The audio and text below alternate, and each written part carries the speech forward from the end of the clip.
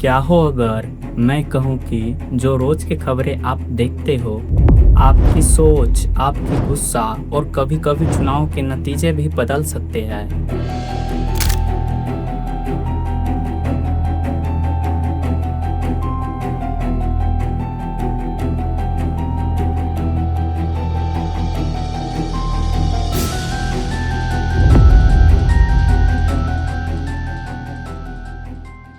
सुबह उठते ही मोबाइल पर न्यूज और शाम को टीवी पर डिबेट्स और पूरे दिन सोशल मीडिया पर वायरल खबरें। पर कितना सच और कितना झूठ है, आज हम यही जानेंगे। आज हम जानेंगे टीआरपी का खेल, मीडिया की जिम्मेदारी और हमारी भूमिका के बारे में।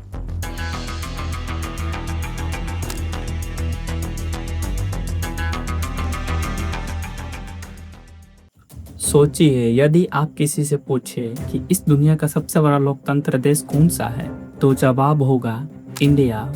लेकिन अगर बात मीडिया फ्रीडम की हो तो कहानी कुछ और ही नजर आती है। 2026 में मीडिया फ्रीडम की रैंकिंग 180 देशों में से हमारा देश 157 पे आता है। और हैरानी की बात यह है कि नेपाल, मालदीव्स, भूटान, श्रीलंका, बांग्लादेश और पाकिस्तान जैसे देश भी इस लिस्ट में भारत से ऊपर है। तो ऐसे में एक सवाल उठता है, जिस देश को दुनिया का सबसे बड़ा डेमोक्रेसी कंट्री कहा जाता है, उसकी मीडिया इतने नीचे क्यों रैंक करती है?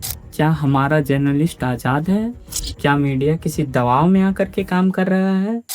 या फिर सच कहीं रास्ते में ही बदल जाता है? हर शाम टीवी स्क्रीन पर हम जो ब्रेकिंग न्यूज़ देखते हैं, हर दिन हमें यह बताया जाता है कि आज देश में क्या हुआ है, लेकिन क्या हमें पूरी तस्वीर दिखाया जा रहा है?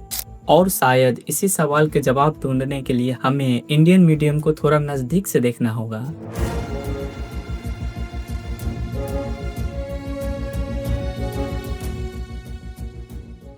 मीडिया को डेमोक्रेसी का फोर्थ स्तंभ कहा जाता है, जिनका काम है सत्ता से सवाल पूछना, जनता तक सच्ची जानकारी को पहुंचाना और उन मुद्दों को सामने लाना जो करोड़ों लोगों को जिंदगी को प्रभावित करता है। लेकिन आज एक सवाल उठता है कि क्या भारतीय मीडिया वही काम कर रही है जिसके लिए उन्हें बनाया गया था? जब देश में बेरोजगारी, शिक्षा, स्वास्थ्य और किसानों के मुद्दे मौजूद हैं, तो हमें क्यों मेलोडी के बारे में बताया जा रहा है? हमें क्यों झालमुड़ी के फायदे गिनाए जा रहे हैं? सोशल मीडिया पर मेलोडी शब्द छाया हुआ है। ये शब्द मेलेनी और मोदी को मिलाकर बना है, इसीलिए इसे कहते हैं मेलोडी। और इसीलिए ये जो मेलोडी टॉफी है, ये प्रधानमंत्री मोदी अपने साथ लेकर गए। कई लोग जब झालमुड़ी बनाते हैं तो वो अचार का भी मसाला डालते हैं थोड़ा बहुत। कई लोग कच्चा सरसों तेल डालते हैं और स्वाद और भी दिलचस्प हो जाता है। तो अभी खाने का तो मौका नहीं मिलेगा क्योंकि आपको ये बताना है, लेकिन झालमुड़ी का जो पीपल कनेक्ट पीएम ने खोजा है। जिस मीडिया को सरकार से सवाल पूछने चाहिए थे, वो मीडिया अब सरकार के तारीफें करते नहीं थकते हैं।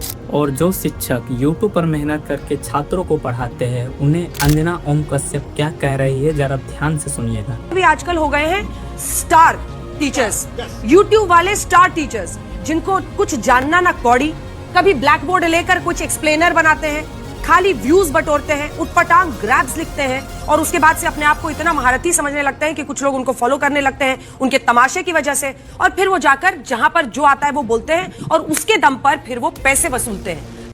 न्यूज चैनल्स अब बड़े बिजनेस का हिस्सा बन चुका है। चैनल्स और प्लेटफॉर्म्स विज्ञापन और स्पॉन्सरशिप से चलते हैं। जितनी ज्यादा ऑडियंस उतना ज्यादा रेवेन्यू।